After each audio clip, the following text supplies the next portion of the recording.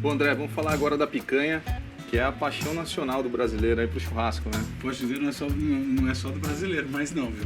Não, né? Tá ficando cada vez mais popular, não dá fora. Mas sabe que é verdade, antigamente a maior parte da picanha que era produzida em alguns países, o Brasil importava. E agora eu acabei de voltar dos Estados Unidos e vi eles fazendo cortes de picanha lá também, na Austrália. Reino Unido estão fazendo um monte faz tempo, também estão super... É um corte extraordinário, né? Sim, e ele só é muito difícil de ser trabalhado, né? O Brasil ele ficou muito popular fazendo a picanha por conta do espeto, do espeto corrido, do rodízio mesmo, que ele era mais fácil, aproveitava mais a picanha. Então eu vou até mostrar aqui algumas maneiras da gente aproveitar a picanha. Essa é a bruta.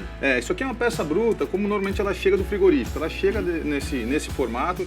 Tem uma série de mitos, né? Que o pessoal fala que a picanha tinha que ter no máximo 1 quilo. Porque o que acontece é que a picanha, diferente de outros cortes, né? Que eu falo que alguns cortes eles têm começo, meio e fim. A picanha ela tá emendada, que o vizinho próximo dela aqui é o coxão duro.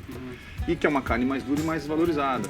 Então, para se proteger, para não ter muito coxão duro na picanha, a gente falava que a picanha com 1 quilo só fazia sentido, até porque o rebanho também tinha um tamanho de carcaça menor, né? A genética era diferente? Isso, a genética era diferente, o tipo de alimentação dos animais era diferente, então você pega... Era um animal menor, o peso.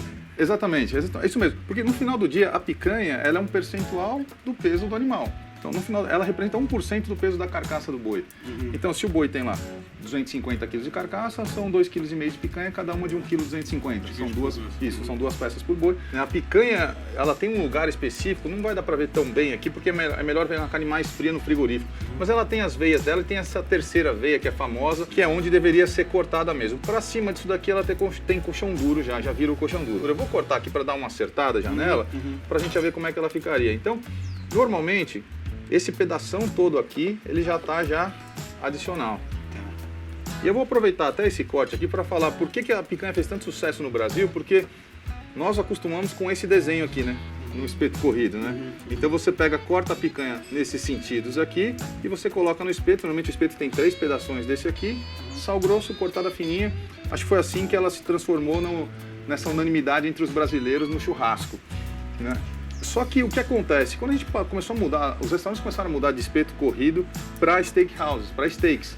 E uma coisa que é importante falar da picanha é que é o seguinte, quando a gente coloca ela aqui de novo, né, ela é mais macia desse lado para esse lado aqui. Ela vai ficando mais dura para cá, né? Então a maciez vem da ponta para cá. Exatamente. Pra cá, exatamente. Por isso quando você vai num rodízio, às vezes eles falam assim, eles cortam esses pedaços grandes assim, são 3 pedaços grandes, e sobra essa pontinha que eles chamam de picanha nobre, é realmente a picanha nobre mesmo. Essa é aqui a parte mais macia da picanha. E uma maneira que o pessoal, que a gente discutiu, que os açougueiros discutiram de como criar cortes mais, então, democráticos com relação à maciez, foi pegar a picanha e cortar ela nesse sentido aqui, fazer alguns steaks nesse sentido, que é onde ela fica, então, com a maciez mais homogênea. Você pega desde o pedaço macio até o extremamente macio, falando. E ela também é mais macia de um lado do que do outro. Esse lado aqui, onde a gordura está mais alta aqui, ele é mais macio do que esse outro lado aqui. A textura muda aqui. Eu vou cortar aqui os steaks, daí você vai perceber a diferença da fibra, como ela é muito diferente. Então, o bife de tira, basicamente, para facilitar a vida das pessoas, é você cortar ele nesse sentido aqui. E aí, como é que a gente faz? Eu vou cortar um pedacinho aqui, só para mostrar a questão da fibra ser muito diferente mesmo.